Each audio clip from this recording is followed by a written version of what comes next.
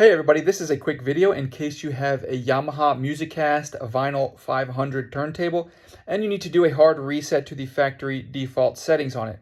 Now there are two main reasons you would want to do this. The first one is troubleshooting.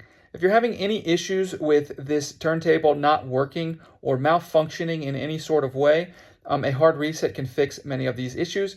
The other reason you might want to do this is if you just want to reset all of the settings to the way it was when it came out of the box, especially if you're going to sell this or if you just bought a used one or something like that, or for any reason where you just want to get a fresh start and have everything returned to its factory default settings, we can go ahead and do it. It's really quite simple to do. All you need to do is, first of all, you need to turn it off. So you can press and hold the standby power button so that it's turned off. And then what you're going to do is you're going to come over and find the source button over here. And what you want to do is you're just going to press and hold the source button. And now while you're pressing and holding the source button, you're going to go ahead and turn it on. It'll turn on, keep holding the source button for a couple more seconds, and it will turn on and initialize to its factory default settings.